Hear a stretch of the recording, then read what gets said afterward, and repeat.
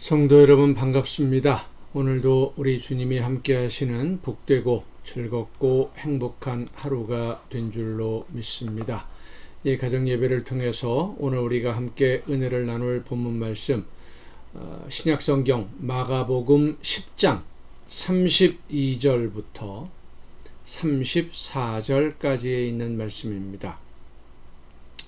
마가복음 10장 32절부터 34절까지에 있는 말씀 봉독합니다. 예루살렘으로 올라가는 길에 예수께서 그들 앞에 서서 가시는데 그들이 놀라고 따르는 자들은 두려워하더라.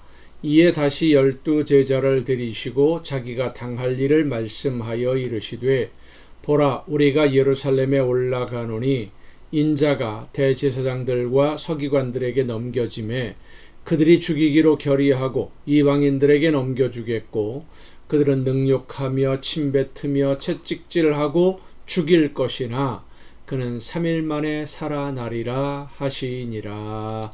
아멘. 어제 우리가 이 가정 예배를 통해서 함께 말씀으로 은혜를 나누면서 신앙생활의 기본 전제가 잘못되었을 경우에 어떤 일이 벌어지는가, 신앙생활에 어떤 오류가 생기는가에 대해서 오늘 살펴보고자 한다라고 어제 말씀을 드렸습니다. 기본 전제가 잘못되었을 경우라고 하는 것은 신앙생활의 목적을 무엇이라고 생각하고 시작하느냐의 문제입니다. 그러니까 오늘 우리가 예수님을 믿고 하나님을 믿는 믿음의 목적이 무엇이냐라는 것이죠. 하나님의 말씀을 듣고 성령의 인도하심을 따라 순종하는 것이 신앙생활인데 그렇게 순종하며 하나님을 믿는 믿음의 목적이 무엇이냐? 이 문제입니다. 이 목적이 하나님이 원하시는 방향으로 되어 있다고 한다면 그 말씀대로 순종하니까 아름다운 열매로 거두어질 수 있겠지만 하나님이 원하시는 방향이 아닌 다른 방향이라고 한다면 하나님이 우리에게 원하시는 것이 분명히 있는데 그 방향이 아니라 다른 방향을 목표로 삼고 우리가 가고 있다고 한다면 혼란에 빠질 수밖에 없지 않겠습니까? 자, 예를 들어서 이렇게 생각해 볼 수 있습니다. 직장에 다니시는 분들이 이제 점심에 식사를 같이 하자라는 이야기를 해요.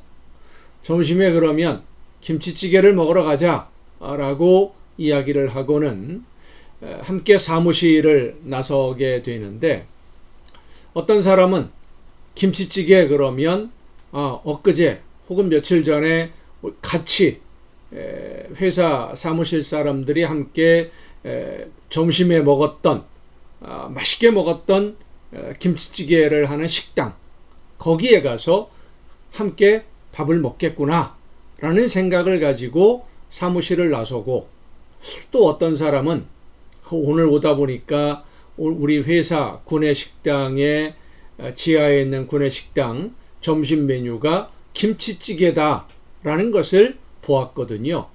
그러면 회사 구내식당으로 내려가는 것이겠구나. 이런 생각을 가지고 사무실을 나서게 되지요. 똑같이 김치찌개를 먹으러 가는데 어떤 사람은 먼 곳으로 식당으로 이동할 생각을 가지고 또 어떤 사람은 그 건물 지하에 있는 구내식당으로 가려고. 자, 식당까지 거리가 좀 상당히 있어서 차를 타고 이동해야 되겠다라고 생각한 사람이 키는 누가 챙겼어? 라고 이야기를 한다면 그 사람은 자동차 키를 누가 챙겼느냐 하는 의미로 물어보는 말이겠지요. 그런데 그 말에 지하식당으로 가려는 사람은 대답하는 말이 지하식당에 들어가는 거니까 자동차 키는 생각하지도 않고 김대리가 잘 챙길 거야 라고 대답을 하면 그 사람이 말하는 김대리가 잘 챙길 거야 라고 하는 것은 점심 먹으러 다 나가니까 사무실 문은 김대리가 잘 잠글 거야 라는 의미로 대답을 할 겁니다. 똑같은 키에 관한 얘기인데, 자, 이 대화를 보면 말하는 사람이나 대답하는 사람이나 대화에 이상한 점은 없어요. 그냥 평범하게 흘러가는 대화입니다. 자, 오늘 점심에 김치찌개 먹으러 갑시다. 키 누가 챙겼지요? 아, 김대리가 챙길 겁니다. 뭐 잘 원만하게 흘러갔잖아요. 그런데 사무실을 나와서 엘리베이터를 타는데 어떤 사람은 1층으로 가는 엘리베이터를 누르고 어떤 사람은 지하로 가는 엘리베이터를 누릅니다. 주차장이 1층에 있으니까 1층에 있는 주차장으로 가려고 하는 사람은 1층을 누를 것이고요. 지하에 있는 구내식당으로 가는 사람은 지하 1층을 누르게 될 겁니다. 1층을 누른 사람은 아니 지하를 왜 누르지? 라고 이상하게 생각할 것이고, 지하층을 누른 사람은 1층은 왜 누르지? 실수했나? 이렇게 생각할 거예요. 서로의 방향이 어긋나기 때문에, 생각하는 것이 완전히 다르기 때문에 대화는 되는 것 같은데 대화가 안 되는 거죠. 사실은 지금 예수님과 제자들 사이의 대화가 바로 그런 식입니다. 제자들은 예수님이 임금이 될 것이라는 전제를 가지고 예수님을 따르고 있습니다. 그래서 예수님이 하시는 말씀들을 예수님이 임금이 되는 과정으로 생각하고 이해하고 있고요. 또 예수님이 하나님의 나라, 그러니까 임금이 되면 이러이러한 세상을 만들어갈 것이다. 뭐 그것을 이야기하는 것으로 듣고 있는 거예요. 그런데 예수님은 하나님의 뜻을 따라 제물이 되기 위해서 한 걸음 한 걸음 죽음을 향해서 가고 있고, 또 그렇게 하나님의 나라에 대해서 예수님이 이 세상에 오셔서 하나님의 나라에 대해서 말씀을 전하는 것이기 때문에 이 제자들로서는 예수님의 말씀이 이해가 되는 것 같기도 한데 어떤 말씀은 도무지 이해할 수 없는 그런 말씀들이 있는 겁니다. 근데 이해할 수 있는 것 같은데 그게 사실은 제대로 이해하는 게 아니죠. 그래서 제자들은 도저히 이해가 안 되는 말씀을 하시거나 예수님이 어떤 가르침을 주시면 자기들이 가지고 있는 생각을 기준으로 해석해보고 정 궁금하면 질문하기도 하지만은 그냥 넘어가기도 하고 하는 그런 식으로 예수님을 따르고 있었기 때문에 예수님이 이제 예루살렘으로 가시려고 하는 그런 모습을 보면서 예수님이 하시려는 일과는 전혀 다른 방향의 일을 제자들이 기대하게 된 겁니다. 오늘 본문의 상황이 바로 그래요. 그런데 제자들이 기대한 대로 일이 이루어지지 않으면, 예수님이 그대로 일하시지 않으면 제자들은 어떤 생각을 하게 될까요? 속았다고 할 것입니다. 예수님의 제자들을 속였습니까? 아닙니다. 속인 적 없습니다. 그런데 제자들이 자기들의 생각으로 예수님의 말씀을 해석하고 기대하다가 자기들이 기대한 대로 예수님이 하시지 않는다고 해서 속았다라고 한다면 예수님이 언제 그렇게 하시겠다고, 임금 되시겠다고 말씀하신 적이 있습니까? 없습니다. 가룟 유다가 예수님을 배반한 이유도 이런 이유 때문일 것이라고 우리는 생각해 볼 수 있습니다. 여러 제자들 중에 그래도 똑똑해서 회개 업무를 맡을 정도였던 유다는 예수님이 하시는 말씀, 예수님이 제물이 되신다, 죽임을 당한다라는 말씀의 의미를 제일 먼저 알아들은 사람이라고 보여집니다. 예수님의 제자들 중에.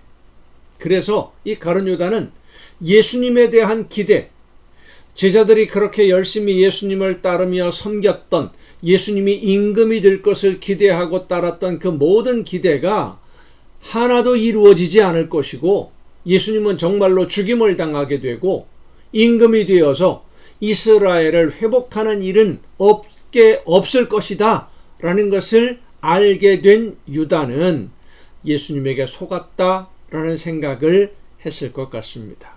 그리고 결국은 이제라도 더 손해보지 않으려면, 조금이라도 손해를 보충하려면, 덜 손해보려면 어떻게 해야 될까 생각하다가 예수님을 돈을 받고 제사장들에게 넘기는 그런 결정을 하게 된 것으로 보여집니다. 자, 왜 이렇게 됩니까? 목적하는 바가 다르고 기본 전제가 다르며 원하는 것이 달랐기 때문입니다. 제자들은 예수님이 임금되기를 원하고 기대했는데 예수님은 제물이 되려고 일하셨습니다. 오늘 우리의 신앙의 기본 전제, 예수님을 믿는 목적, 하나님을 믿는 목적, 출발점, 목표, 이런 것들이 중요한 이유가 바로 이것 때문입니다. 다른 일반 종교들처럼 하나님을 믿고 예수님을 믿음으로 내가 잘 먹고 잘 살고 복을 누리며 성공하기 위해서라는 목적으로 신앙생활을 시작하면 예수님이 우리에게 말씀하시고 하나님이 말씀하시는 하나님의 나라, 하나님의 뜻과는 아무 관계가 없는 방향이라는 것을 우리는 알아야 됩니다. 하나님이 원하시는 방향과 전혀 다른 방향을 바라보고 있는 거예요. 우리의 신앙생활의 방향이 하나님의 계획을 이루어가는 일꾼으로 쓰임받기 위해서 예수님이 하나님의 뜻을 이루기 위해 제물이 되시려고 이 세상에 오셔서 십자가를 지심으로 하나님이 계획하신 모든 것을 이루신 것처럼 나도 하나님의 계획을 이루는 도구로 쓰임받기 위해서 성령이 나를 이끄시는 대로 순종하려는 것이 우리의 신앙생활의 목표가 되어야 되고 우리 신앙생활의 출발점이 되어야 됩니다. 내가 잘 되고 내가 원하는 것을 얻기 위해서 하나님을 믿고 예수님을 믿는 것이 아니라 나를 죽음에서 생명으로 옮겨주신 하나님의 은혜와 그 사랑에 감사함으로 나를 통해 이루시려는 하나님의 계획을 이루어가는 일꾼이 되기 위해서 성령이 알려주시고 인도하시는 대로 순종하는 것이 신앙생활, 오늘을 살아가는 신앙생활의 목적이고 목표가 될 때 하나님이 기뻐하시는 일들을 이루어갈 수 있는 아름다운 자녀들이 될 수 있는 줄로 믿습니다. 하나님의 일꾼으로 쓰임받는 것이 우리의 신앙생활의 목적입니다. 그래서 하나님이 예수님에게 하신 말씀, 이는 내 사랑하는 아들이다 라고 말씀하신 그 음성을 내가 듣는 것, 여러분이 하나님으로부터 그 음성을 듣는 것이 신앙생활의 목표가 되어야 됩니다. 그 방향이 아니라 내가 복을 받거나 내가 잘되고 내가 성공하고 내가 원하는 것을 얻기 위해서 신앙생활을 시작하면 하나님이 내 기도를 안 들어주신다고 불평하기도 하고 내가 기도한 대로 기대한 대로 이루어지는 것이 하나도 없다고 불평하면서 신앙을 포기하게 되는 경우도 있고 엉뚱한 유혹에 넘어가서 하나님을 믿는 것이 아닌데 하나님을 믿는다고 생각하는 우상 숭배로 빠져들어가는 경우도 많이 있습니다. 그게 바로 가룟 유다의 모습이었던 겁니다. 오늘 우리의 신앙의 목표가 어디에 있는지 이제라도 다시 한번 우리가 가야 할 길을 바라보며 점검하는 여러분이 될 수 있기를 간절히 바랍니다. 기도하시겠습니다. 오늘도 크신 사랑과 은혜로 저희들을 인도하시는 아버지 하나님, 하나님이 계획하시는 모든 일들, 하나님이 원하시는 그 방향을, 그 계획을 따라서 우리의 신앙이, 우리의 믿음이, 오늘의 생활이 하나님이 계획하신 모든 일들을 이루어가는 일꾼으로 쓰임받는 방향으로만 나아갈 수 있도록 우리의 마음과 뜻과 생각을 주관하여 주시옵소서.